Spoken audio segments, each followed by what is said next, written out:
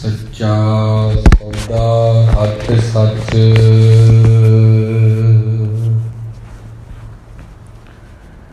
ਰਤਨੀ ਭਰੇ ਭੰਡਾਰ,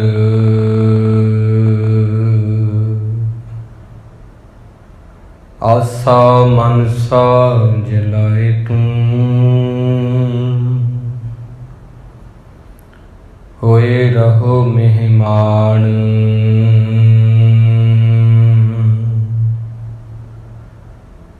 ਸਤਿਗੁਰ ਕੈ ਭਾਣੈ ਭੀ ਚੱਲੇ।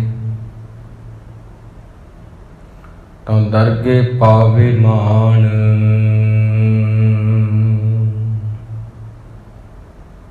ਨਾਨਕ ਜੇ ਨਾਮ ਨ ਚੇਤਨੀ।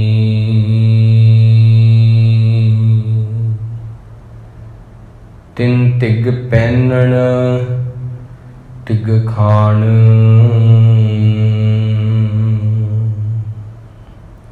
ਤਿਨ ਤਿਗ ਪਹਿਨਣ ਤਿਗ ਖਾਣ।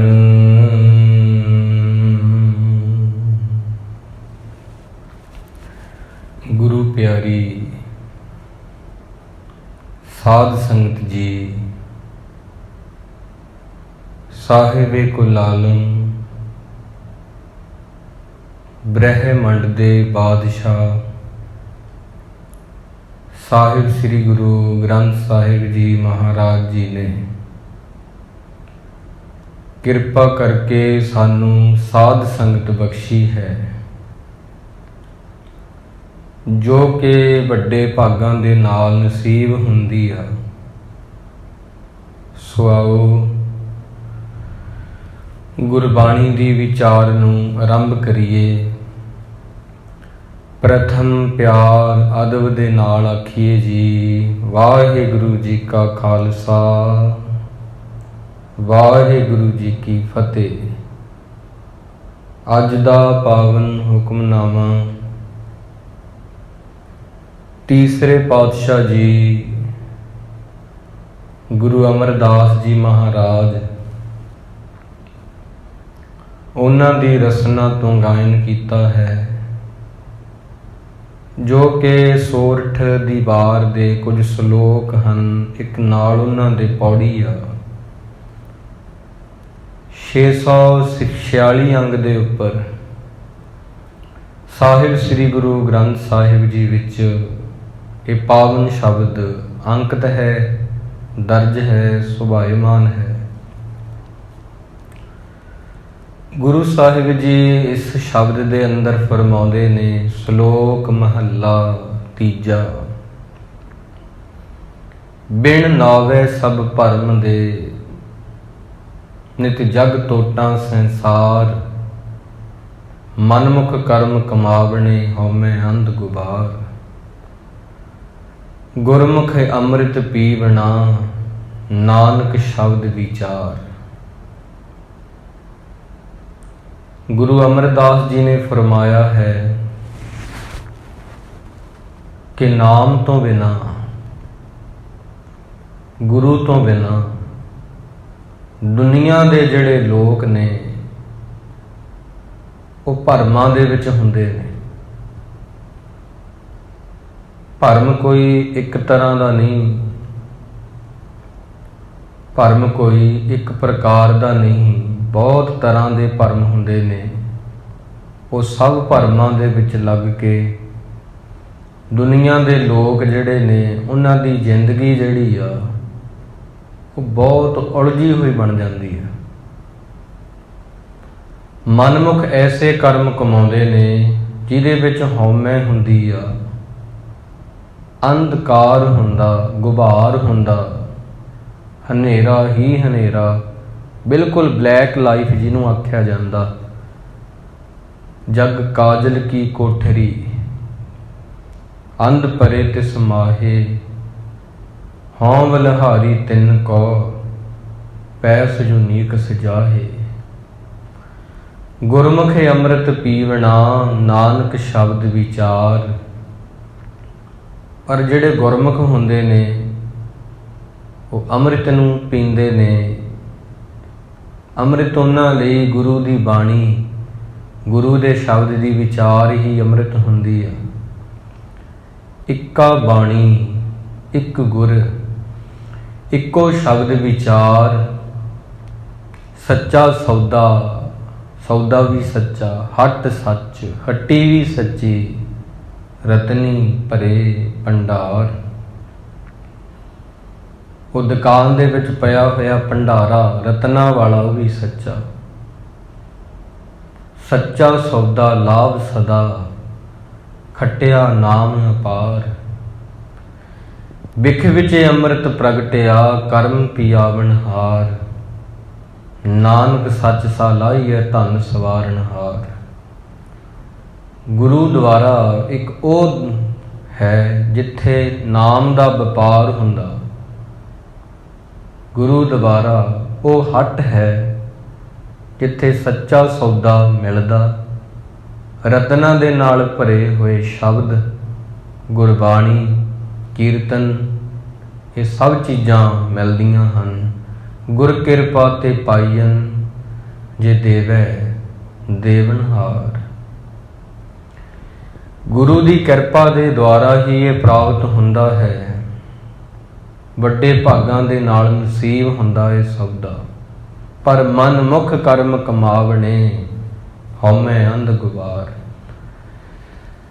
ਦੋ ਤਰ੍ਹਾਂ ਦੇ ਇਨਸਾਨ ਹੁੰਦੇ ਨੇ। ਇੱਕ ਹੁੰਦੇ ਨੇ ਭਲੇ ਬੰਦੇ, ਇੱਕ ਹੁੰਦੇ ਆ ਬੁਰੇ ਬੰਦੇ। ਕੋਈ ਮਹਾਂਪੁਰਸ਼ ਸੀ, ਉਹਨਾਂ ਦੇ ਇੱਕ ਜੀਵਨ ਦੀ ਗਾਥਾ ਹੈ। ਜਦੋਂ ਉਹਨਾਂ ਨੇ ਜਾਣਾ ਸੀ ਇਸ ਦੁਨੀਆ ਤੋਂ, ਉਹਨਾਂ ਦੇ ਚੇਲੇ ਪੁੱਛਦੇ ਨੇ, ਸਾਨੂੰ ਦੱਸੋ ਜੀ ਦੁਨੀਆ ਤੇ ਸਭ ਤੋਂ ਚੰਗੇ ਸਰਬ ਸ੍ਰੇਸ਼ਟ ਦੇਵਤੇ ਕਿਹੜੇ ਨੇ? ਉਹ ਕਿਹੜਾ ਗਾਉਣਾ ਜਿਹਦੇ ਨਾਲ ਰੱਬ ਦੇ ਨੇੜੇ ਹੋ ਜਾਈਦਾ? ਉਹਨਾਂ ਆਖਿਆ ਸੀ ਦਿਲ ਤੇ ਜੀਵ।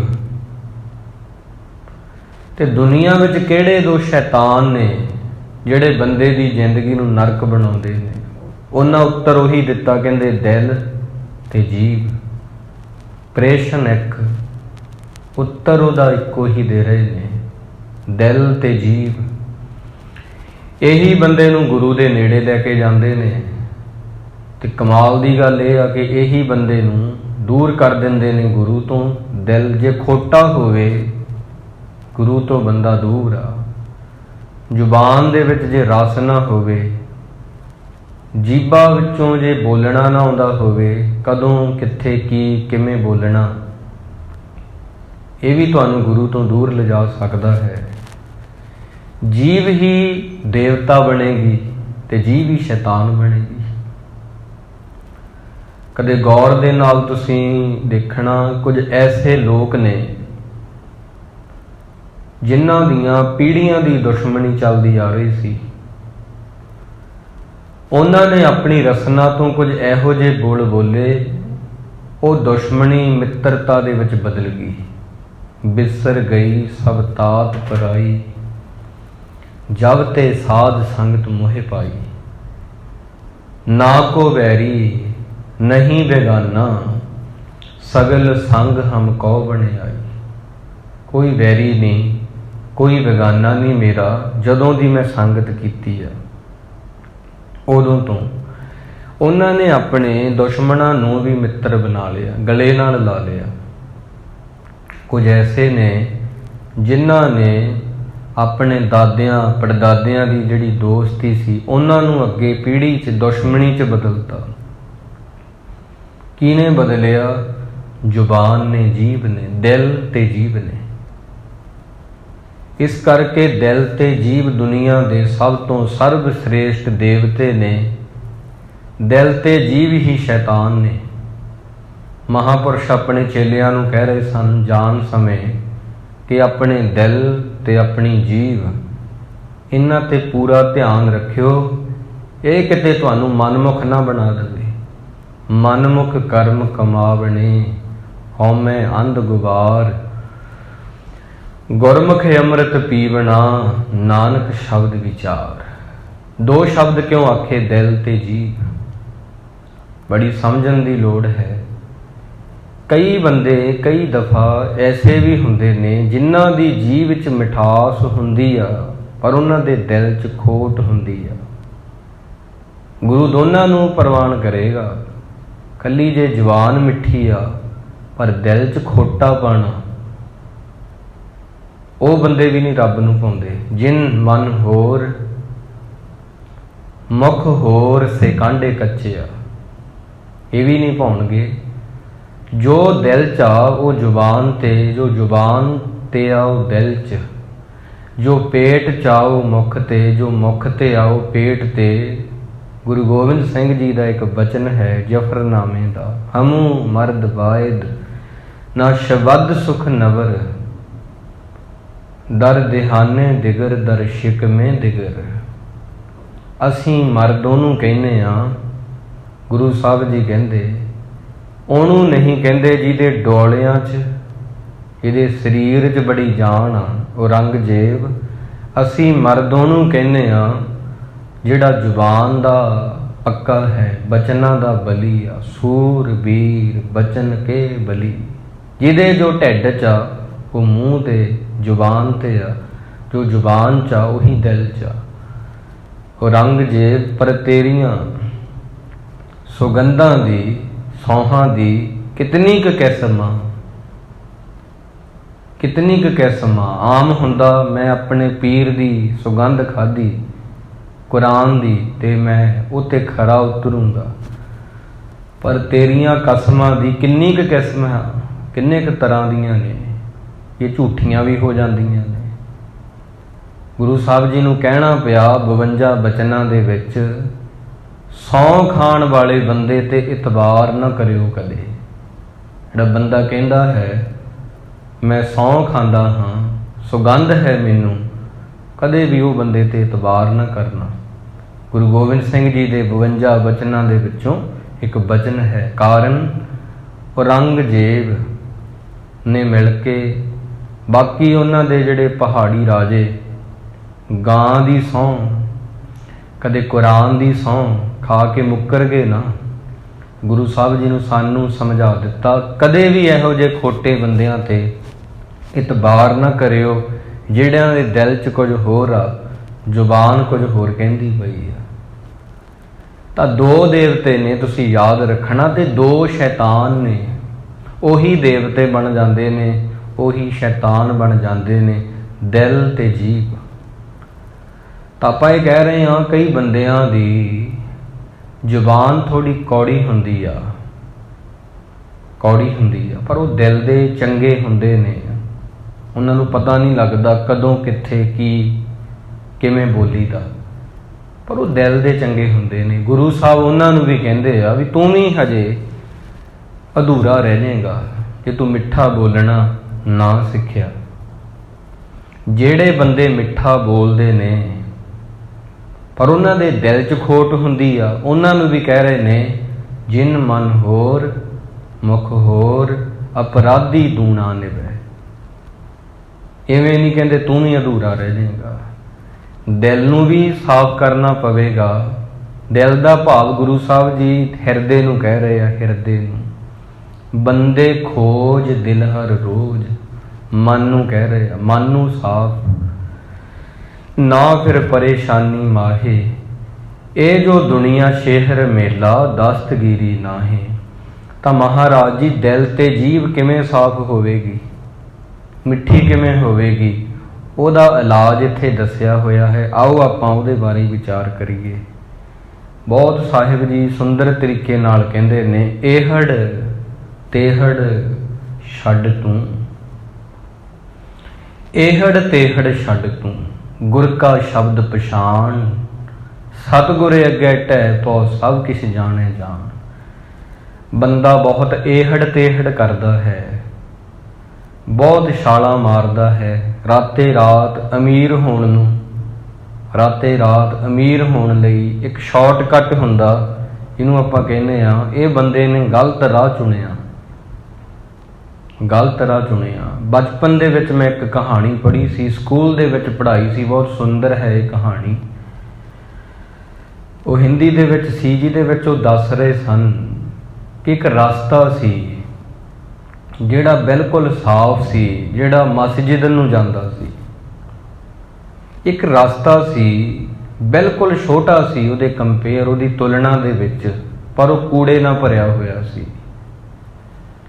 ਜਿਹੜੇ ਪਾਂਧੀ ਸਨ, ਰਾਹੀ ਸਨ ਨਾ, ਉਹ ਸ਼ਾਰਟਕਟ ਚੁਣਦੇ ਸੀ। ਲੰਮਾ ਰਸਤਾ ਉਹ 'ਤੇ ਜਾਣ ਦੀ ਬਜਾਏ ਸ਼ਾਰਟਕਟ ਜਿਹੜਾ ਸੀ, ਛੋਟਾ ਰਸਤਾ, ਉਹਨੂੰ ਚੁਣਦੇ ਸੀ, ਜਿਹੜਾ ਗੰਦਗੀ ਨਾਲ, ਜਿਹਦੇ ਆਸੇ ਪਾਸੇ ਢੇਰ ਲੱਗੇ ਸੀ। ਤਾਂ ਉਹ ਕਹਿੰਦੇ ਇਹ ਬੰਦੇ ਦੀ ਜ਼ਿੰਦਗੀ ਦੇ ਬਾਰੇ ਦੱਸਦਾ ਹੈ ਕਿ ਲੋਕ ਬੜੀ ਛੇਤੀ ਪਹੁੰਚਣਾ ਚਾਹੁੰਦੇ ਨੇ, ਭਾਵੇਂ ਉਹ ਰਾਹ ਕੂੜੇ ਨਾਲ ਭਰਿਆ ਹੋਵੇ। ਲੰਮੇ ਯਤਨ ਕਰਨੇ ਨਹੀਂ ਚਾਹੁੰਦੇ, ਮਸ਼ੱਕਤ ਨਹੀਂ ਕਰਨੀ ਚਾਹੁੰਦੇ, ਭਾਵ ਕਿ ਕੋਸ਼ਿਸ਼ ਨਹੀਂ ਕਰਨੀ ਚਾਹੁੰਦੇ। ਰਾਹ ਬੜਾ ਫੁੱਲ ਜਿੱਥੇ ਖੜੇ ਆ, ਉਹ ਲੰਮਾ ਭਾਵੇਂ ਆ, ਪਰ ਉਹ ਸੋਹਣਾ ਹੈ ਨਾ। ਲੇਟ ਪਹੁੰਚੋਗੇ ਪਰ ਤਰੀਕੇ ਨਾਲ ਪਹੁੰਚੋਗੇ। ਸ਼ਾਰਟਕਟ ਰਸਤਾ ਜ਼ਿਆਦਾ ਕਰਕੇ ਦੇਖਿਆ ਗਿਆ ਉੱਬੜ ਖੁੱਬੜ ਤੇ ਰੋੜਿਆਂ ਦੇ ਨਾਲ ਭਰਿਆ ਹੁੰਦਾ, ਪਰ ਲੋਕ ਉਹਨੂੰ ਉਹ ਕਹਿੰਦੇ ਚੁਣਦੇ ਨੇ। ਗੁਰੂ ਸਾਹਿਬ ਜੀ ਕਹਿੰਦੇ ਤੂੰ ਇਹੜ ਤੇਹੜ ਛੱਡ, ਗੁਰ ਕਾ ਸ਼ਬਦ ਪਛਾਣ। ਸਤਿਗੁਰ ਅੱਗੇ ਢਹਿ ਪਾਓ, ਸਭ ਕੁਛ ਜਾਣੇ ਜਾਣ। ਤੂੰ ਗੁਰੂ ਅੱਗੇ ਆ ਕੇ ਢਹਿ ਪਾ, ਉਹ ਸਭ ਕੁਝ ਜਾਣਦੇ ਨੇ, ਤੇ ਜੇ ਜਾਣਦੇ ਨੇ ਤੇ ਤੈਨੂੰ ਦੱਸ ਦੇਣਗੇ। ਜਦੋਂ ਤੂੰ ਉਹਨਾਂ ਤੋਂ ਪੁੱਛੇਂਗਾ, ਤੈਨੂੰ ਜ਼ਿੰਦਗੀ ਨੂੰ ਜਿਉਣ ਦਾ ਤਰੀਕਾ ਵੀ ਦੱਸ ਦੇਣਗੇ। ਤੂੰ ਆਪਦੀ ਇਹੜ, ਆਪਦੀ ਤੇਹੜ, ਆਪਦੀਆਂ ਸੋਚਾਂ, ਆਪਦੀ ਚਿੰਤਾ, ਸਭ ਕੁਝ ਛੱਡ ਕੇ ਇੱਕ ਵਾਰ ਗੁਰੂ ਕੋਲ ਆ ਜਾ। ਅਗਲੀ ਪੰਕਤੀ ਬੜੀ ਸੋਹਣੀ ਆ। ਆਸਾ ਮਨਸਾ ਜਲਾਏ ਤੂੰ, ਹੋਏ ਰਹੋ ਮਹਿਮਾਨ। ਹੋਏ ਰਹੋ ਮਹਿਮਾਨ। ਆਪਦੀਆਂ ਆਸਾਂ ਨੂੰ, ਆਪਦੀਆਂ ਮਨਸਾਂ ਨੂੰ, ਇਹਨਾਂ ਚੀਜ਼ਾਂ ਨੂੰ ਜਲਾ ਦੇ, ਸਾੜ ਦੇ। ਕਿਉਂ? ਕਿਉਂਕਿ ਆਸ ਜਿਹੜੀ ਆ ਨਾ, ਉਹ ਬੰਦਾ ਜਦੋਂ ਬੰਦੇ ਤੇ ਰੱਖ ਲੈਂਦਾ, ਇਹ ਮੇਰਾ ਕਰੇਗਾ, ਇਹ ਮੇਰਾ ਕਰੇਗਾ, ਜਦੋਂ ਨਹੀਂ ਕਰਦਾ ਫਿਰ ਬੰਦਾ ਬਹੁਤ ਨਿਰਾਸ਼ ਹੁੰਦਾ, ਉਦਾਸ ਹੁੰਦਾ। ਸਾਰੀ ਜ਼ਿੰਦਗੀ ਉਹ ਤੋਂ ਉੱਠਿਆ ਨਹੀਂ ਜਾਂਦਾ। ਆਸਾ ਵਿੱਚ ਅਤ ਦੁੱਖ ਘਣਾ, ਆਸਾ ਵਿੱਚ ਅਤ ਦੁੱਖ ਘਣਾ। ਆਸਾ ਵਿੱਚ ਦੁੱਖ ਹੀ ਦੁੱਖ ਆ, ਦੁੱਖ ਹੀ ਦੁੱਖ ਆ। ਮਨਮੁਖ ਚਿੱਤ ਲਾਇਆ। ਮਨਮੁਖ ਬੰਦੇ ਇਹਦੇ ਵਿੱਚ ਚਿੱਤ ਜੋੜਦੇ ਨੇ। ਆਸਾ ਮਨਮੁਖ ਬੰਦੇ ਲਾਉਂਦੇ ਨੇ, ਕਿਉਂਕਿ ਬੰਦੇ ਦਾ ਪਤਾ ਕੀ ਸੁਭਾਅ ਹੈ। ਉਹਨੇ ਕਰਕੇ ਕਹਿਣਾ ਮੈਂ ਤੇਰਾ ਕੀਤਾ ਸੀ, ਮੈਂ ਤੇਰਾ ਇੰਨਾ ਕੀਤਾ ਸੀ। ਅੱਵਲ ਤਾਂ ਕੋਈ ਕਰਦਾ ਨਹੀਂ ਛੇਤੀ, ਜੇ ਕਰਦਾ ਹੈ ਤਾਂ ਉਹ ਜਿਤਾਉਂਦਾ ਹੈ। ਇਸ ਕਰਕੇ ਮਹਾਰਾਜ ਕਹਿੰਦੇ ਤੂੰ ਛੱਡ ਦੇ, ਆਸਾ ਨਾ ਰੱਖ ਕਿਸੇ ਤੇ, ਆਪਣੇ ਆਪ ਮਿਹਨਤ ਕਰ, ਅੱਗੇ ਵਧ। ਤੇ ਅਗਲੀ ਪੰਕਤੀ 'ਚ ਕਹਿੰਦੇ ਤੂੰ ਹੋਏ ਰਹੋ ਮਹਿਮਾਨ। ਤੂੰ ਮਹਿਮਾਨ ਬਣ ਕੇ ਰਹਿ ਦੁਨੀਆ 'ਚ। ਕਬੀਰ ਸਾਹਿਬ ਨੂੰ ਪੁੱਛੀਏ ਕਿਵੇਂ ਰਹਿਣਾ ਚਾਹੀਦਾ ਹੈ, ਲੋਕ ਕੀ ਨੇ, ਦੁਨੀਆ ਦੇ ਲੋਕਾਂ ਬਾਰੇ ਕੁਝ ਦੱਸੋ, ਤਾਂ ਕਹਿੰਦੇ ਨੇ ਕਬੀਰ ਮਾਟੀ ਕੇ ਹਮ ਪੁੱਤਰੇ। ਅਸੀਂ ਇੱਕ ਮਿੱਟੀ ਦੇ ਪੁਤਲੇ ਹਾਂ।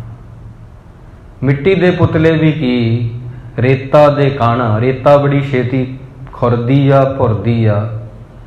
ਰੇਤਾ ਦੀ ਕੰਧ ਜਿਹੜੀ ਹੁੰਦੀ ਆ, ਤੁਸੀਂ ਗੁਰੂ ਤੇਗ ਬਹਾਦਰ ਜੀ ਦੇ ਭੋਗ ਦੇ ਸਲੋਕਾਂ ਵਿੱਚ ਇਹ ਪੰਕਤੀ ਬਹੁਤ ਵਾਰ ਸੁਣੀ ਹੋਣੀ ਆ। ਕਹਿ ਨਾਨਕ ਥਿਰ ਨਾ ਰਹਿ, ਜਿਉਂ ਬਾਲੂ ਕੀ ਭੀਤ। ਬਾਲੂ ਕੀ ਭੀਤ ਕਹਿੰਦੇ ਨੇ ਰੇਤ ਦੀ ਕੰਧ ਨੂੰ। ਦੁਨੀਆ ਰੇਤ ਦੀ ਕੰਧ ਆ, ਥਿਰ ਨਾ ਰਹਿ, ਟਿਕਣ ਵਾਲੀ ਨਹੀਂ ਸਦਾ। ਇਹ ਮੈਜਿਕ ਸ਼ੋਅ ਆ, ਜਾਦੂ ਆ। ਜਿਵੇਂ ਜਾਦੂਗਰ ਜਾਦੂ ਦਿਖਾ ਕੇ ਹਟ ਜਾਂਦਾ, ਕਿੰਨਾ ਕੁ ਸਮਾਂ ਖੇਲ ਹੁੰਦਾ, ਬਸ ਓਨਾ ਕੁ ਸਮਾਂ ਹੀ ਆ। ਇਸ ਕਰਕੇ ਗੁਰਸਿੱਖ ਪਿਆਰੇ ਵੀਰ ਤੇ ਮੇਰੀ ਭੈਣ, ਗੁਰੂ ਸਾਹਿਬ ਜੀ ਕਹਿੰਦੇ ਨੇ ਤੂੰ ਮਿੱਟੀ ਦਾ ਪੁਤਲਾ ਹੈ। ਕਬੀਰ ਸਾਹਿਬ ਜੀ ਕਹਿੰਦੇ ਤੇ ਮਾਨਸ ਰਾਖਿਓ ਨਾਉ। ਤੇ ਤੈਨੂੰ ਮਨੁੱਖ ਕਹਿੰਦੇ ਨੇ। ਮਨੁੱਖ ਵੀ ਇੱਕ ਕਹਿਣ ਲਈ ਕਹਿੰਦੇ ਆ ਕਿ ਆਹ ਚੀਜ਼ ਦੀ ਪਤਾ ਲੱਗ ਜੇ। ਨਾਮ ਆਪਾਂ ਕਿਉਂ ਰੱਖਦੇ ਹਾਂ? ਪਛਾਣ ਲਈ, ਪਛਾਣ ਆਵੇ। ਇਹ ਜਾਨਵਰ ਆ, ਇਹ ਮਨੁੱਖ ਆ, ਇਹ ਪੰਛੀ ਆ, ਇਹ ਚੌਪਾਏ ਜਾਨਵਰ ਨੇ, ਇਹ ਜਲ ਜੀਵ ਨੇ। ਨਾਮ ਹੀ ਰੱਖਿਆ, ਨਾਮ ਤੇਰਾ ਮਨੁੱਖ ਆ। ਅੱਗੇ ਬੜੀ ਖੂਬਸੂਰਤ ਹੈ ਪੰਕਤੀ। ਕਹਿੰਦੇ ਨੇ 4 ਦਿਵਸ ਕੇ ਪ੍ਰਾਹੁਣੇ, 4 ਦਿਨਾਂ ਦਾ ਬੰਦਾ ਪ੍ਰਾਹੁਣਾ ਹੈ ਕਬੀਰ ਸਾਹਿਬ ਜੀ। ਵੱਡ ਵੱਡ ਰੁੱਧੇ ਠਾਓ, ਪਰ ਹੰਕਾਰ ਚਾ ਕੇ ਬਹੁਤ ਵੱਡੀਆਂ ਥਾਵਾਂ ਮੱਲਣ ਨੂੰ ਫਿਰਦਾ ਹੈ, ਜਿਵੇਂ ਇਹਨੇ ਸਦਾ ਰਹਿਣਾ ਹੋਵੇ ਇੱਥੇ। ਇਸ ਕਰਕੇ ਮੈਂ ਇੱਕ ਵਿਦਵਾਨ ਨੂੰ ਪੜ੍ਹ ਰਿਹਾ ਸੀ, ਉਹ ਕਹਿੰਦਾ ਬੰਦੇ 'ਚ ਇੰਨਾ ਲਾਲਚ ਆ, ਜੇ ਰੱਬ ਨੇ ਰਾਤ ਨਾ ਬਣਾਈ ਹੁੰਦੀ ਇਹਨੇ ਟਿਕਣਾ ਨਹੀਂ ਸੀ। ਇਹਨੇ ਲਾਲਚ ਕਰਦੇ ਕੰਮ ਨਹੀਂ ਮਾੜਾ, ਕੰਮ ਬੰਦੇ ਦਾ ਕਰਮ ਆ। ਲਾਲਚ ਕਰਦੇ ਇੰਨਾ ਕੰਮ ਕਰਨਾ ਸੀ, ਇਹਨੇ ਮਰ ਜਾਣਾ ਸੀ ਇਹ ਰਾਤ ਨਾ ਬਣਾਈ ਹੁੰਦੀ। ਹੇ ਖੁਦਾ, ਸ਼ੁਕਰ ਹੈ ਤੇਰਾ, ਤੂੰ ਰਾਤ ਬਣਾ ਦਿੱਤੀ ਆ। ਬੰਦੇ ਨੂੰ ਟਿਕਾ ਤਾਂ ਆਵੇ ਕੁਝ 7 ਘੰਟੇ 8 ਘੰਟੇ। ਉਸ ਤੋਂ ਬਾਅਦ ਉਹ ਕਹਿੰਦੇ ਨੇ, ਗੁਰੂ ਸਾਹਿਬ ਜੀ ਵੀ ਸਾਨੂੰ ਕਹਿੰਦੇ ਨੇ ਕਿ ਇਨਸਾਨ ਜਿਹਦੀ ਤੁਸੀਂ ਗੱਲ ਕਰੋ, ਇਹੜ ਟੇਹੜ ਛੱਡ ਤੂੰ ਗੁਰ ਕਾ ਸ਼ਬਦ ਪਛਾਣ। ਗੁਰੂ ਦੇ ਸ਼ਬਦ ਨੂੰ ਪਛਾਣ। 4 ਦਿਨਾਂ ਦੀ ਤੇਰੀ ਜ਼ਿੰਦਗੀ ਆ, ਆਸਾ ਮਨਸਾ ਜਲਾਏ ਤੂੰ ਹੋਏ ਰਹੋ ਮਹਿਮਾਨ। ਮਹਿਮਾਨਾਂ ਦੀ ਤਰ੍ਹਾਂ ਰਹਿ ਜ਼ਿੰਦਗੀ ਵਿੱਚ, ਮਹਿਮਾਨ ਬਣ। ਇੱਕ ਰਾਜਾ ਸੀ, ਹੋਰ ਸਮਝ ਜਾਓਗੇ।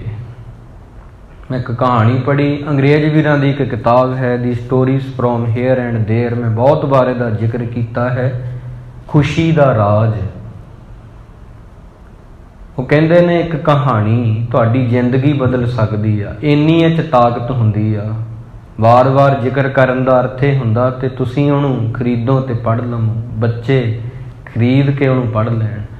ਉਹ 'ਚ ਇੱਕ ਕਹਾਣੀ ਲਿਖੀ, ਇੱਕ ਰਾਜਾ ਸੀ ਤੇ ਉਹ ਬਹੁਤ ਜ਼ਿਆਦਾ ਖਾਣ ਦਾ ਆਦੀ ਹੋ ਗਿਆ, ਬਹੁਤ ਖਾਣ ਦਾ ਆਦੀ ਹੋ ਗਿਆ। ਮਹਿਮਾਨ ਦੀ ਗੱਲ ਹੈ ਨਾ, ਮਹਿਮਾਨ ਕਿਵੇਂ ਬਣੇਗਾ? ਤੇ ਉਹਨੂੰ ਜਦੋਂ ਵੱਧ ਖਾਊਗਾ ਕੋਈ ਤੇ ਮੋਟਾਪਾ ਤਾਂ ਹੋਣਾ ਹੀ ਆ, ਮੋਟਾਪਾ ਹੋਣਾ ਸ਼ੁਰੂ ਹੋ ਗਿਆ।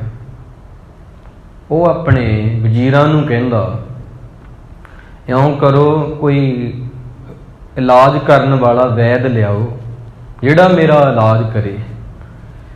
ਜਦੋਂ ਵੈਦ ਆਉਣ, ਉਹਨੂੰ ਕਹਿਣ ਵੀ ਤੈਨੂੰ ਰੋਟੀ ਛੱਡਣੀ ਪਵੇਗੀ, ਤਾਂ ਗੁੱਸਾ ਕਰੇ। ਕਹਿੰਦਾ ਨਹੀਂ, ਰੋਟੀ ਮੈਂ ਇੰਨੀ ਹੀ ਖਾਣੀ ਆ, ਪਰ ਮੇਰਾ ਸਰੀਰ ਕਿਵੇਂ ਘਟੇਗਾ ਉਹ ਮੈਨੂੰ ਦੱਸੋ। ਫਿਰ ਇੱਕ ਜੋਤਸ਼ੀ ਆਇਆ, ਉਹ ਕਹਿਣ ਲੱਗਾ ਮੈਂ ਜੋਤਿਸ਼ ਵਿਦਿਆ ਜਾਣਦਾ ਹਾਂ। ਜਦੋਂ ਕਿ ਉਹ ਡਾਕਟਰ ਸੀ, ਸਮਝਾਉਣ ਲਈ ਉਹਨੇ ਭੇਸ ਬਦਲਿਆ। ਕਹਿੰਦਾ ਰਾਜਨ, ਤੂੰ ਮੋਟਾਪੇ ਦੀ ਗੱਲ ਕਰਦਾ ਹੈ, ਕਿਉਂਕਿ ਕੰਨਾਂ ਦੇ ਕੱਚੇ ਹੁੰਦੇ ਨੇ ਰਾਜੇ। ਤੇਰੀ ਜ਼ਿੰਦਗੀ ਸਿਰਫ 30 ਦਿਨ ਮੈਨੂੰ ਲੱਗਦਾ ਵੀ ਬਚੀ ਆ ਮੇਰੀ ਵਿਦਿਆ ਦੇ ਅਨੁਸਾਰ, ਤੇ ਮੇਰੀ ਵਿਦਿਆ ਕਦੇ ਖਾਲੀ ਨਹੀਂ ਗਈ।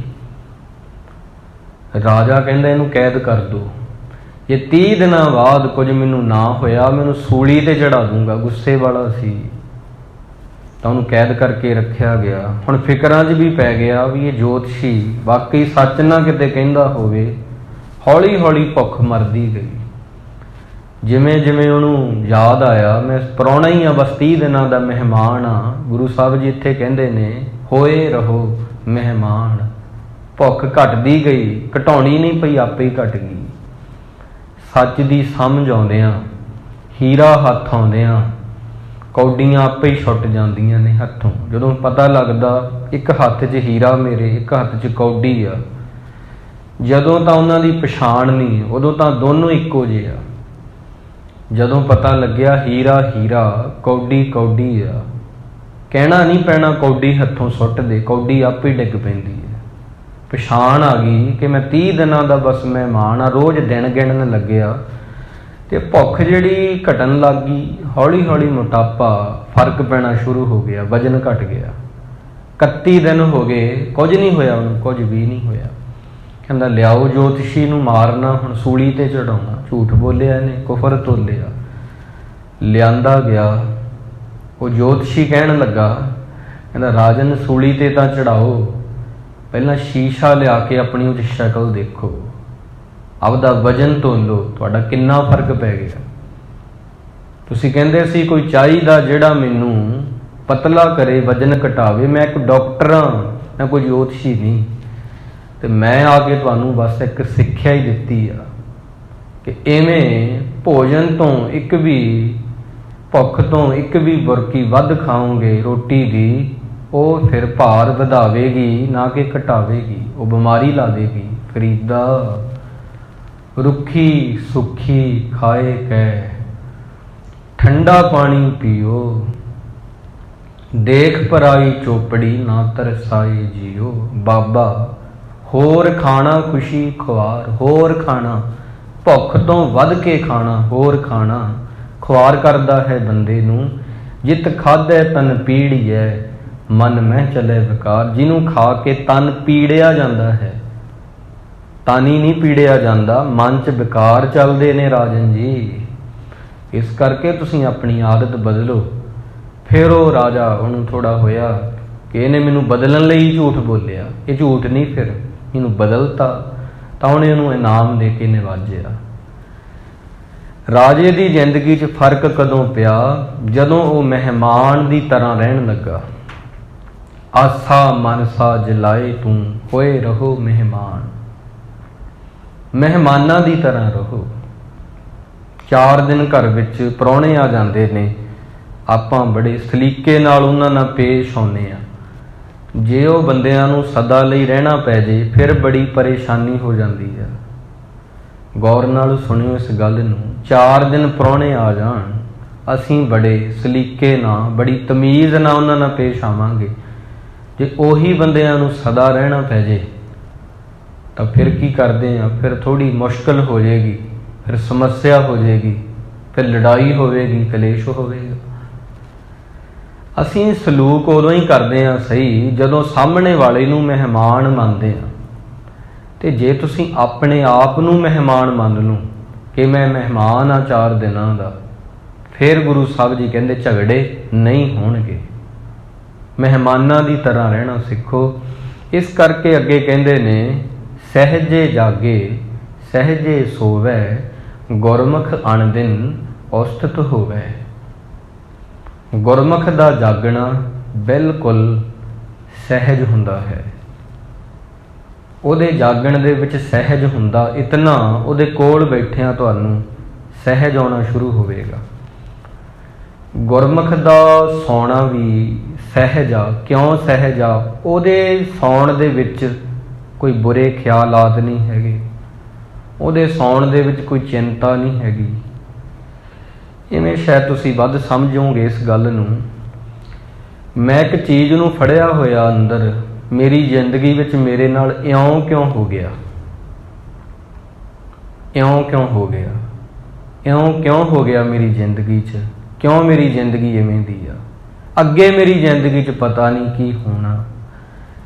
ਇਹ ਤੁਸੀਂ ਟੈਨਸ਼ਨ ਖਾਮ ਖਾ ਲੈ ਰਹੇ ਹੋ, ਫੜੀ ਫਿਰਦੇ ਹੋ ਉਹਨੂੰ ਆ, ਫਿਰ ਕਹਿੰਦੇ ਹੋ ਜੀ ਮੈਂ ਪਰੇਸ਼ਾਨ ਹੋ ਗਿਆ।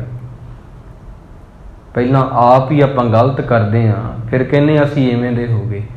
ਜੇ ਤੁਸੀਂ ਇਹੀ ਚੀਜ਼ ਨੂੰ ਬਿਲਕੁਲ ਬਿਲਕੁਲ ਗੁਰੂ ਤੇ ਛੱਡ ਦੋਗੇ, ਇਹੜ ਤੇਹੜ ਛੱਡ ਤੂੰ, ਇਹਨੂੰ ਇਹੜ ਤੇਹੜ ਕਹਿੰਦੇ ਆ। ਜੇ ਆਹ ਚੀਜ਼ਾਂ ਛੱਡ ਦੋਗੇ, ਮੈਂ ਸੋਚ ਰਿਹਾ ਮੇਰੇ ਨਾਲ ਇਉਂ ਕਿਉਂ ਹੋ ਗਿਆ, ਸੋਚਣ ਨਾਲ ਉਹ ਬਦਲ ਜੇਗਾ ਨਹੀਂ। ਅੱਗੇ ਮੇਰੇ ਨਾਲ ਪਤਾ ਨਹੀਂ ਕੀ ਹੋਣਾ, ਐਵੇਂ ਕਰ ਕਰਕੇ ਕੀ ਹੋਵੇਗਾ। ਗੁਰੂ ਸਾਹਿਬ ਜੀ ਕਹਿੰਦੇ ਸਿਹਤ ਖਰਾਬ ਹੋਵੇਗੀ, ਹੋਰ ਤਾਂ ਨਹੀਂ ਕੁਝ ਹੋਵੇਗਾ। ਸਿਹਤ ਜ਼ਰੂਰ ਖਰਾਬ ਹੋ ਜੂਗੀ ਤੇ ਹੋਰ ਤਾਂ ਨਹੀਂ ਕੁਝ ਮੈਂ ਕਹਿ ਸਕਦਾ ਹੋਵੇਗਾ। ਕਾਮ ਕ੍ਰੋਧ ਕਾਇਆ ਕੋ ਗੱਲ ਹੈ, ਜਿਉਂ ਕੰਚਨ ਸੁਹਾਗਾ ਢਾਲੈ। ਤੂੰ ਸਭ ਕੁਝ ਗੁਰੂ ਤੇ ਛੱਡ ਦੇ, ਮਸ਼ੱਕਤ ਕਰ, ਮਿਹਨਤ ਕਰ।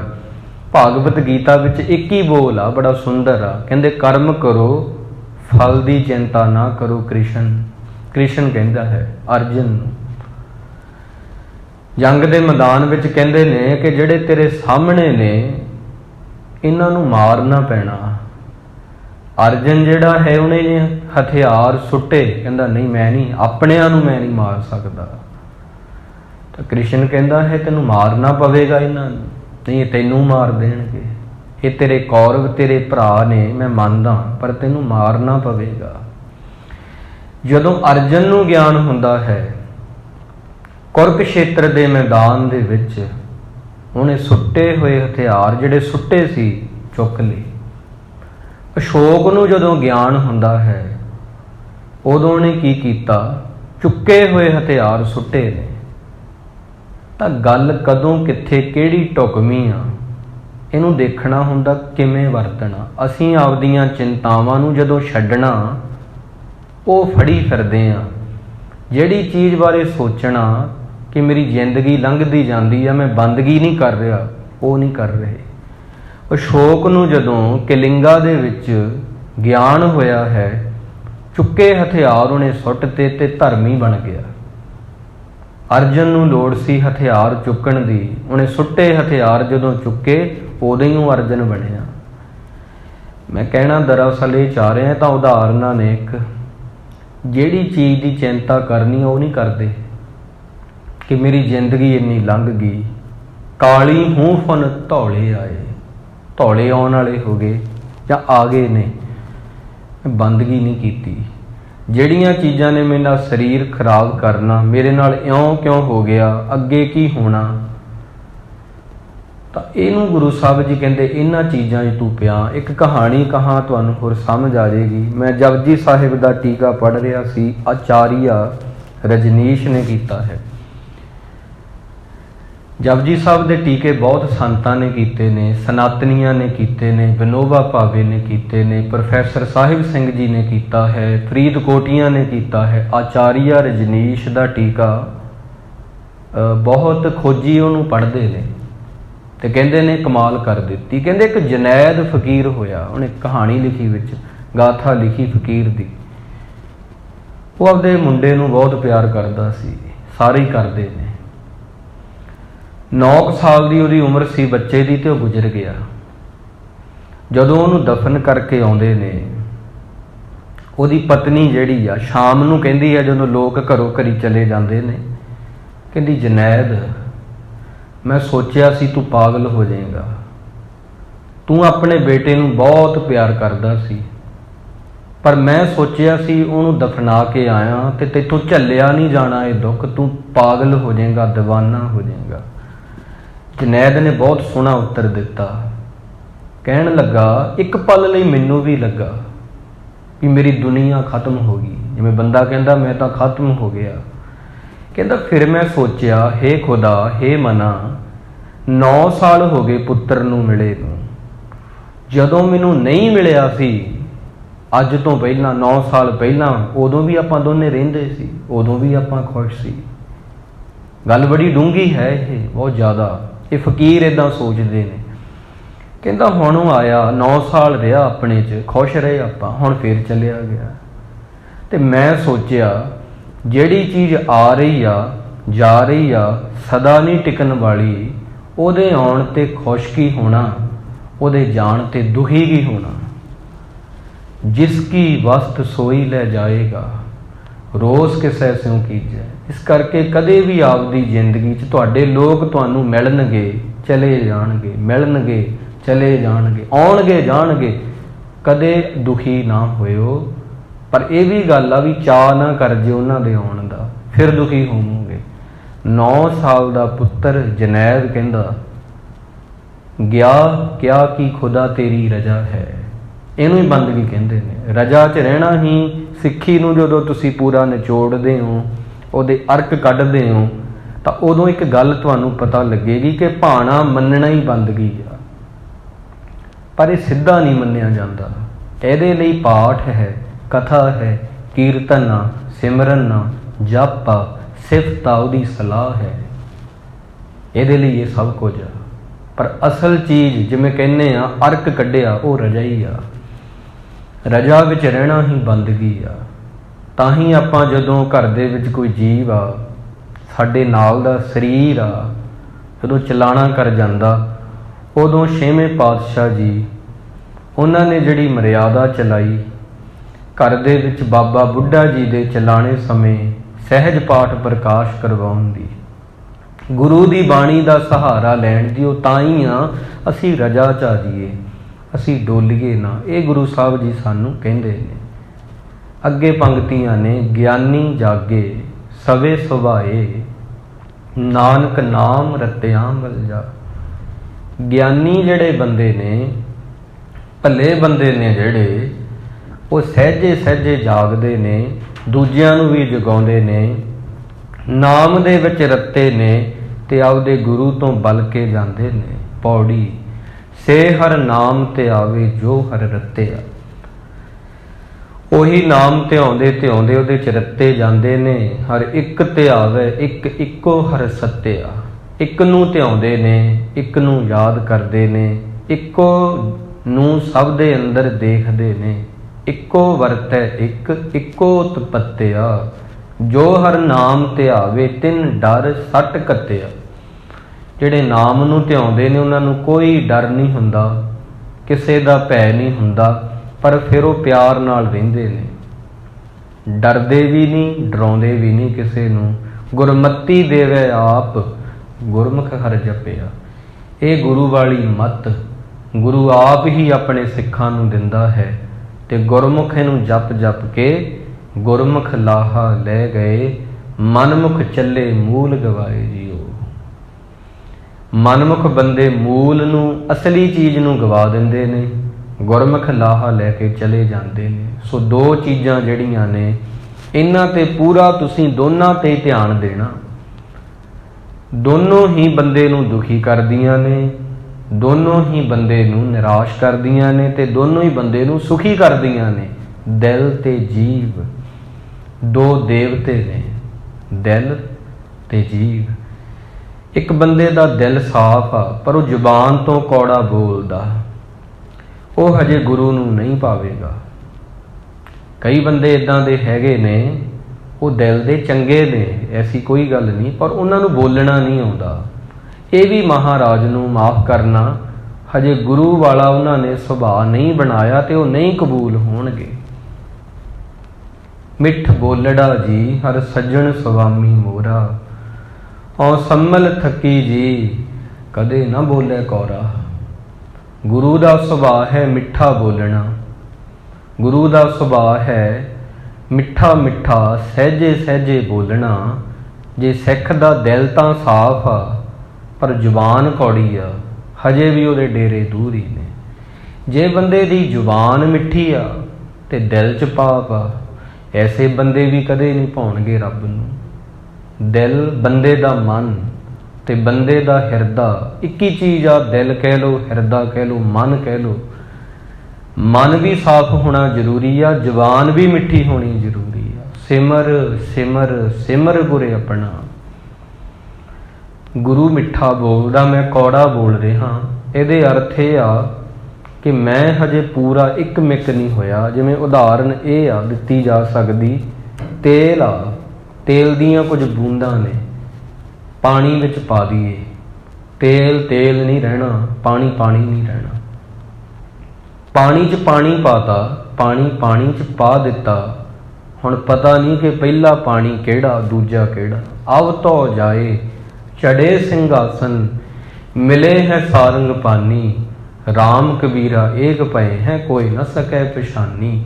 ਮਹਾਂਪੁਰਸ਼ ਆਪਣੇ ਚੇਲਿਆਂ ਨੂੰ ਕਹਿ ਰਹੇ ਨੇ, ਭਿਕਸ਼ੂਆਂ ਨੂੰ ਕਹਿ ਰਹੇ ਨੇ ਕਿ ਦਿਲ ਤੇ ਜੀਵ ਤੇ ਖਾਸ ਧਿਆਨ ਦਿਓ। ਇਹ ਤੁਹਾਨੂੰ ਗੁਰੂ ਦੇ ਨੇੜੇ ਲੈ ਕੇ ਜਾਵੇਗੀ। ਜੀਵ ਤੇ ਦਿਲ ਇਹੀ ਤੁਹਾਨੂੰ ਦੂਰ ਕਰ ਦੇਗਾ। ਤੁਸੀਂ ਕਹਿੰਦੇ ਕਿ ਦੁਨੀਆ ਦੀ ਗੱਲ ਜੇ ਲਾਈਏ, ਦੁਨੀਆ ਤੋਂ, ਪਰਿਵਾਰ ਤੋਂ, ਸਮਾਜ ਤੋਂ, ਆਪਣਿਆਂ ਤੋਂ ਬੰਦਾ ਦੂਰ ਹੁੰਦਾ ਦਿਲ ਤੇ ਜੀਵ ਕਰਕੇ। ਆਪਣਿਆਂ ਨਾਲ ਬੰਦਾ ਜੁੜਦਾ ਦਿਲ ਤੇ ਜੀਵ ਕਰਕੇ। ਜਿੰਨੀ ਇਹਦੇ 'ਚ ਮਿਠਾਸ ਹੋਊਗੀ, ਜਿੰਨਾ ਇਹ ਸਾਫ਼ ਹੋਊਗਾ, ਓਨਾ ਰਿਸ਼ਤਾ ਪਾਕ ਹੋਊਗਾ, ਮਜ਼ਬੂਤ ਹੋਊਗਾ। ਜਿੰਨੀ ਇਹ ਕੌੜੀ ਹੋਵੇਗੀ, ਜਿੰਨੀ ਇਹ ਕੌੜੀ ਹੋਵੇਗੀ, ਇਸ ਕਰਕੇ ਤੇ ਓਨੇ ਰਿਸ਼ਤੇ ਤੁਹਾਡੇ ਤਿੜਕ ਜਾਣਗੇ।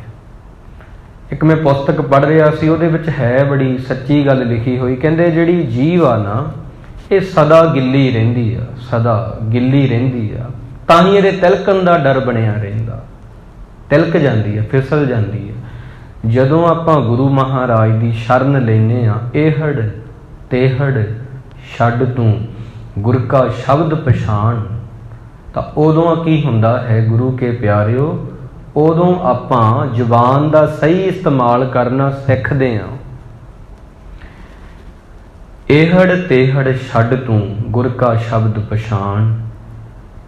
ਮਸਕੀਨ ਜੀ ਦੇ ਇੱਕ ਸ਼ਬਦ ਨੇ, ਹੂਬਹੂ ਇਵੇਂ ਕਹਿੰਦੇ ਹੁੰਦੇ ਸੀ। ਸਟੇਜ ਤੇ ਉਹਨਾਂ ਨੇ ਕਾਫੀ ਦਫਾ ਕਹੇ ਨੇ ਕਹਿੰਦੇ ਇੱਕ ਬੋਲ ਬੋਲੋ। ਬੋਲਾਂ 'ਚ ਜੇ ਕਹਿੰਦੇ ਤਾਕਤ ਕਿੰਨੀ ਆ ਤੁਸੀਂ ਜਾਣਨਾ ਚਾਹੁੰਦੇ ਹੋ ਨਾ, ਇੱਕ ਬੋਲ ਬੋਲੋ। 50 ਸਾਲ ਦੀ ਤੁਹਾਡੀ ਮਿੱਤਰਤਾ ਕੌੜਾ ਬੋਲ ਬੋਲ ਦੋ, ਦੁਸ਼ਮਣੀ ਹੋ ਜੂਗੀ, ਇੰਨੀ ਤਾਕਤ ਆ। 50 ਸਾਲਾਂ ਦੀ ਚੀਜ਼ ਇੱਕ ਸਕਿੰਟ 'ਚ ਤੜਵਾ ਸਕਦੀ ਆ। ਬੋਲ ਨੇ, ਜ਼ੁਬਾਨ 'ਚ ਕੀ ਆ? ਬੋਲ। ਇੱਕ ਬੋਲ ਬੋਲੋ, 50 ਸਾਲਾਂ ਦੀ ਦੁਸ਼ਮਣੀ ਆ ਮਿੱਤਰਤਾ 'ਚ ਬਦਲ ਜੂਗੀ। ਇੱਕ ਬੋਲ ਹੀ ਆ। ਦੁਨੀਆ 'ਚ ਕੁਝ ਐਸੇ ਬੋਲ ਨੇ ਜਿਹੜੇ ਤੁਹਾਨੂੰ, ਤੁਸੀਂ ਬੋਲੋਗੇ ਦੁਸ਼ਮਣ ਮਿੱਤਰ ਬਣ ਸਕਦੇ ਨੇ, ਮਿੱਤਰ ਦੁਸ਼ਮਣ ਬਣ ਸਕਦੇ ਨੇ। ਪਰ ਦੁਨੀਆ 'ਚ ਕੁਝ ਇਹੋ ਜਿਹੇ ਬੋਲ ਨੇ ਜੇ ਬੋਲੋਗੇ ਤੁਸੀਂ ਰੱਬ ਦੇ ਹੋ ਸਕਦੇ ਹੋ। ਵਾਹਿਗੁਰੂ ਗੁਰਮੰਤਰ ਹੈ ਜਪ ਹਉਮੈ ਖੋਈ। ਜੇ ਦੁਨੀਆ 'ਚ ਕੁਝ ਇਹੋ ਜਿਹੇ ਬੋਲ ਆ, ਬੋਲੇ ਆਪਾਂ ਦੁਸ਼ਮਣ ਨੂੰ ਮਿੱਤਰ ਬਣਾ ਲਿਆ, ਤਾਂ ਦੁਨੀਆ 'ਚ ਇਹੋ ਜਿਹਾ ਬੋਲ ਵੀ ਆ, ਬੋਲਿਆ ਤੇ ਤੁਸੀਂ ਗੁਰੂ ਦੇ ਹੋ ਗਏ। ਜ਼ੁਬਾਨ ਹੀ ਆ, ਦਿਲ ਤੇ ਜੀਭ ਦੋ ਚੀਜ਼ਾਂ ਨੇ, ਇਹਨਾਂ ਤੇ ਬਹੁਤ ਧਿਆਨ ਦੇਣ ਦੀ ਲੋੜ ਹੈ ਗੁਰੂ ਕੇ ਪਿਆਰਿਓ। ਬੰਦਾ ਭਰਮਾਂ ਦੇ ਵਿੱਚ ਆ, ਬਿਨ ਨਾਵੈ ਸਭ ਭਰਮ ਦੇ, ਨਿਤ ਜਗ ਟੋਟਾਂ ਸੰਸਾਰ। ਬੰਦਾ ਕਹਿੰਦਾ ਮੈਂ ਬਹੁਤ ਜਾਣਦਾ ਤੇ ਇਦਾਂ ਗੁਰੂ ਤੋਂ ਸਿੱਖ ਹੀ ਨਹੀਂ ਪਾਉਂਦਾ ਕੁਛ। ਇੱਥੇ ਦੁਨੀਆ ਦੇ ਲੋਕ, ਉਹਨਾਂ ਨੂੰ ਪੁੱਛੋ, ਕਹਿੰਦੇ ਇੱਕ ਤੂੰ ਇੱਕ ਸਿਆਣਾ। ਉਹ ਕਹਿੰਦੇ ਤੂੰ ਸਿਆਣਾ? ਉਹ ਕਹਿੰਦੇ ਨਹੀਂ ਮੈਂ ਸਿਆਣਾ। ਇੱਕ ਹਾਸੇ ਵਾਲੀ ਮੈਂ ਕਹਾਣੀ ਪੜ੍ਹ ਰਿਹਾ ਸੀ। ਇੱਕ ਨਾਡੂ ਖਾਂ ਸੀ ਤੇ ਦੂਜਾ ਉਹਨਾਂ ਲਿਖਿਆ ਕਿ ਪਾਟੇ ਖਾਂ, ਦੋ ਇਨਸਾਨ ਸਨ, ਇਕੱਠੇ ਹੋ ਗਏ। ਉਹ ਕਹਿਣ ਲੱਗੇ ਦੁਨੀਆ 'ਚ ਕੌਣ ਕੌਣ ਸਿਆਣਾ? ਉਹ ਕਹਿੰਦਾ ਦੁਨੀਆ ਦੇ ਲੋਕ ਤਾਂ ਕਮਲੇ ਹੀ ਆ। ਪਿੰਡ ਦੇ ਲੋਕ, ਉਹ ਕਹਿੰਦਾ ਉਹ ਵੀ ਕਮਲੇ ਹੀ ਆ। ਸਾਡੇ ਪਰਿਵਾਰ ਦੇ ਲੋਕ, ਕਹਿੰਦਾ ਉਹ ਵੀ ਕਮਲੇ ਹੀ ਆ। ਕਹਿੰਦਾ ਦੁਨੀਆ 'ਚ ਦੋ ਬੰਦੇ ਹੀ ਸਿਆਣੇ ਆ। ਨਾਡੂ ਖਾਂ ਕਹਿੰਦਾ ਇੱਕ ਤੂੰ ਤੇ ਇੱਕ ਮੈਂ। 2 ਮਿੰਟ ਚੁੱਪ ਰਿਹਾ, ਫਿਰ ਉਹ ਕਹਿੰਦਾ ਜੇ ਸੋਚਿਆ ਜਾਏ, ਦੇਖਿਆ ਜਾਏ, ਤੂੰ ਵੀ ਕਾਹਦਾ ਸਿਆਣਾ? ਮੈਂ ਇਕੱਲਾ ਹੀ ਸਿਆਣਾ। 100 ਸਿਆਣੇ ਇੱਕੋ ਮੱਤ, ਮੂਰਖਾਂ ਆਪੋ ਆਪਣੀ। ਇੱਕ ਕਹਾਵਤ ਆ, 100 ਸਿਆਣੇ ਬਿਠਾ ਦਿਓ, ਉਹਨਾਂ ਦੀ ਮੱਤ ਮਿਲ ਜੂਗੀ, ਤੇ ਇੱਕ ਵਿੱਚ ਮੂਰਖ ਹੋਵੇ ਉਹਦੀ ਨਹੀਂ ਮਿਲੇਗੀ। ਮੂਰਖਾਂ ਆਪੋ ਆਪਣੀ। ਇਸ ਕਰਕੇ ਜਿਹੜੀ ਜ਼ੁਬਾਨ ਆ, ਜਿਹੜਾ ਦਿਲ ਆ, ਇਹਨੂੰ ਸਾਫ਼ ਰੱਖਣ ਦੀ ਇਤਨੀ ਲੋੜ ਆ, ਇਤਨੀ, ਜਿੰਨਾ ਆਪਾਂ ਕਮਰਾ ਰੱਖਦੇ ਹਾਂ ਆਪਣਾ, ਇਹ 'ਚ ਆਪਾਂ ਰਹਿੰਦੇ ਹਾਂ। ਜੋ ਗੰਦਾ ਹੋਵੇ, ਸਾਫ਼ ਨਾ ਹੋਵੇ, ਸੋਹਣਾ ਨਹੀਂ ਲੱਗਦਾ। ਦਿਲ ਜੇ ਸਾਫ਼ ਨਾ ਹੋਵੇ, ਮਨ ਜੇ ਸਾਫ਼ ਨਾ ਹੋਵੇ, ਇਹ ਵੀ ਸੋਹਣਾ ਨਹੀਂ ਲੱਗਦਾ। ਬਾਕੀ ਨੇ ਬੰਦੇ ਦੀ ਜ਼ੁਬਾਨ ਕੌੜੀ ਆ, ਇਹ ਤੋਂ ਪਾਸਾ ਵੱਟ ਲਓ। ਤਾਂ ਇਹ ਤੁਸੀਂ ਗੁਰੂ ਅੱਗੇ ਅਰਦਾਸ ਹੀ ਕਰੋ, ਹੇ ਗੁਰੂ ਤੂੰ ਕੀ ਨਹੀਂ ਸਿਖਾਉਂਦਾ ਸਾਨੂੰ, ਕੀ ਨਹੀਂ ਸਿਖਾਉਂਦਾ, ਸਭ ਕੁਝ ਸਿਖਾਉਣਾ, ਸਾਨੂੰ ਬੋਲਣਾ ਵੀ ਸਿਖਾ। ਮੈਂ ਮਿੱਠਾ ਮਿੱਠਾ ਬੋਲਾਂ, ਇਹ ਮੈਨੂੰ ਗੁਣ ਦੇ। ਗੁਣ ਹੈ ਮਿੱਠਾ ਬੋਲਣਾ, ਹਰ ਬੰਦੇ ਦੇ ਵੱਸ 'ਚ ਨਹੀਂ। ਮੈਂ ਆਪਦੇ ਮਨ ਨੂੰ ਸਾਫ਼ ਕਰਾਂ। ਔਰੰਗਜ਼ੇਬ ਨੂੰ ਮਹਾਰਾਜ ਕਹਿੰਦੇ ਨੇ, ਔਰੰਗਜ਼ੇਬ ਜਫਰਨਾਮੇ ਜਿੱਤ ਦੀ ਚਿੱਠੀ 'ਚ, ਹਮੂ ਮਰਦ ਬਾਇਦ ਨਾ ਸਬਦ ਸੁਖ ਨਵਰ, ਦਰ ਸ਼ਿਕਮੇ ਦਿਗਰ ਦਰ ਦਿਹਾਨੇ ਦਿਗਰ। ਔਰੰਗਜ਼ੇਬ ਮੇਰੀ ਨਜ਼ਰਾਂ ਦੇ ਵਿੱਚ, ਮੇਰੀ ਨਿਗਾਹ 'ਚ ਮਰਦ ਉਹ ਆ ਜਿਹਦੇ ਜੋ ਦਿਲ 'ਚ ਆ ਉਹ ਮੁੱਖ 'ਤੇ ਆ, ਜੋ ਮੁੱਖ 'ਤੇ ਆ ਉਹ ਦਿਲ 'ਚ ਆ, ਜੋ ਪੇਟ 'ਚ ਆ ਉਹ ਮੂੰਹ 'ਤੇ ਆ, ਜੋ ਮੂੰਹ 'ਤੇ ਆ ਉਹ ਪੇਟ 'ਚ ਆ। ਤੇ ਤੇਰੀਆਂ ਕਸਮਾਂ ਦੀ ਕਿੰਨੀ ਕੁ ਕਿਸਮ ਆ, ਇਹ ਵੀ ਮੈਨੂੰ ਦੱਸ ਦੇ। ਤੇਰੀਆਂ ਕਸਮਾਂ ਦੀ ਕਿੰਨੀ ਕੁ ਕਿਸਮ ਆ, ਇਹ ਵੀ ਤੂੰ ਮੈਨੂੰ ਦੱਸ। ਕੁਰਾਨ ਦੀ ਸਹੁੰ ਖਾਨਾ, ਝੂਠੀ ਸਹੁੰ ਖਾਨਾ। ਜਿਹੜੇ ਤੇਰੇ ਨਾਲ ਦੇ ਸਾਥੀ ਨੇ, ਆਪਣੇ ਧਰਮ ਦੀ, ਗਾਂ ਦੀ ਝੂਠੀ ਸਹੁੰ ਖਾਂਦੇ ਨੇ, ਪਿੱਠ ਪਿੱਛੇ ਵਾਰ ਕਰਦੇ ਨੇ, ਇਹਨਾਂ ਨੂੰ ਮੈਂ ਮਰਦ ਨਹੀਂ ਗਿਣਦਾ। ਮਰਦ ਉਹ ਨਹੀਂ ਜਿਹਦੇ ਸਰੀਰ 'ਚ ਬੜੀ ਜਾਨ ਆ, ਜਿਹਦੇ ਕੋਲ ਬਹੁਤ ਹਥਿਆਰ ਨੇ। ਮਰਦ ਉਹ ਆ ਜਿਹੜਾ ਬਚਨ ਦਾ ਬਲੀ ਆ। ਸੂਰਬੀਰ ਬਚਨ ਕੇ ਬਲੀ। ਬਚਨ ਕਾਹਦੇ ਨਾਲ ਕੀਤੇ ਜਾਂਦੇ ਆ? ਜ਼ੁਬਾਨ ਦੇ ਨਾਲ।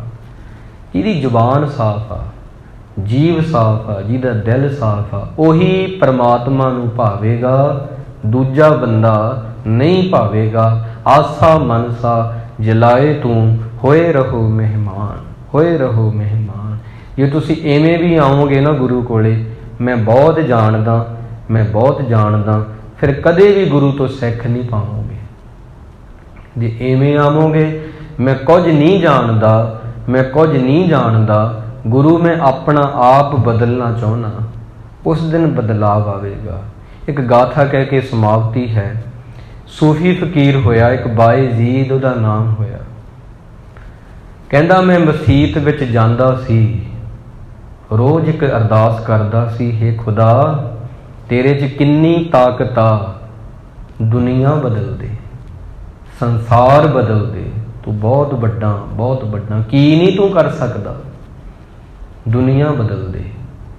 कहंदा 20 साल मेरी उम्र लंघी, थोड़ा जिहा मैनूं चानण होया, मैं रब जी नूं कहा रब जी मैथों भुल हो गई, पहली अरदास मेरी गलत सी, पहली अरदास मैथों गलत हो गई 20 साल, हुण इउं करो मेरे संपर्क च आए हुए लोगों नूं ही बदल दो, दुनिया तो मैं की लैना। कहंदे 10 क साले अरदास करदा रहा भी मेरे आसे पासे दे लोग, परिवार, दोस्त मित्र सज्जन इन्हां नूं बदल दो। कहंदे फिर कोई महापुरुष मिलिया, कोई आवे संतो हर का जन संतो, मेरा प्रीतम जन संतो मोहे मार्ग दिखलावे। कोई रब दा प्यारा मिलिया, फिर पता की अरदास कीती, 30-35 साल बाद अरदास करनी ही आई कि करी दी किवें आ। मैं कहा हे खुदा संसार नूं छड्ड, परिवार नूं छड्ड, तू मैनूं ही बदल दे, मैं अपना आप बदलना चाहुंदा, तू मैनूं बदल। दुनिया बदले ये मेरी तमन्ना नहीं, परिवार बदले ये मेरी तमन्ना नहीं, दोस्त मित्र बदलन ना, तू मैनूं ही बदल, मैं बदलना चाहुंदा पहला। इस करके यात्रा किड्डी भी वड्डी होवे, बंदे तो अपने आप तो शुरू हुंदी है। पहला कदम अद्धी यात्रा है। अरदास करनी जे आजे बंदे नूं तां ओहदी झोली खुशियां नाल भर जांदी है। गुरु महाराज साडे ते किरपा करन जी, कीती हुई जिहड़ी विचार है हिरदियां विच वसे, दिल दा जीव दा सही इस्तेमाल किवें करीदा, ये गुरु अमरदास जी महाराज ने सानूं दस्सिया है। आपां हुण जिवें जीव दा सही इस्तेमाल करना है, वाहिगुरु जप के इहनूं कहा जांदा, हुण सही इस्तेमाल करन लगे आ। जदों कौड़ा बोलदे आ उदों गलत, चंगा बोलदे आ उदों सही। सो आओ आपां वाहिगुरु जपीए, कदे भी ना थकीए, वाहिगुरु कहिए, सदा सुखी रहिए, वाहिगुरु बोलीए, कदे भी ना डोलीए। रल मिल के आओ वाहिगुरु कह लीए, की पता क्या होया गुरु नूं कबूल हो जावे, साडी जिंदगी भी देवतियां जैसी हो जावे जी।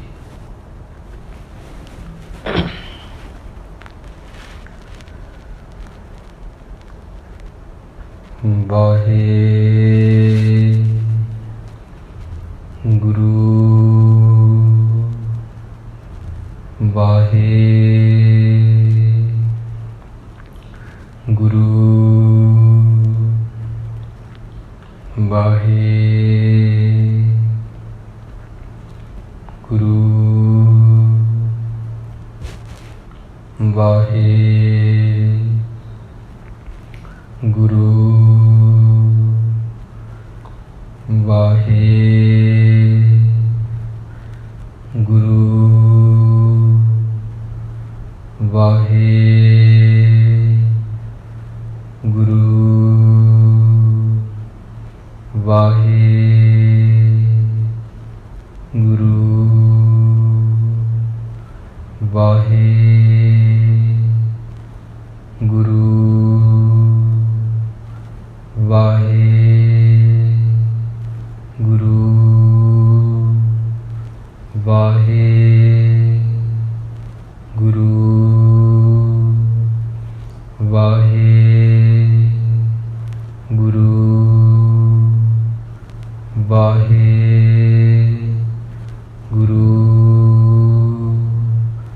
वाहे गुरु वाहे गुरु वाहे गुरु वाहे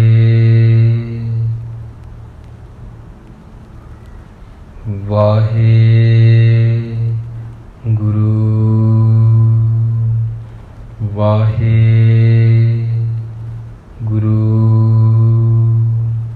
ਵਾਹਿਗੁਰੂ।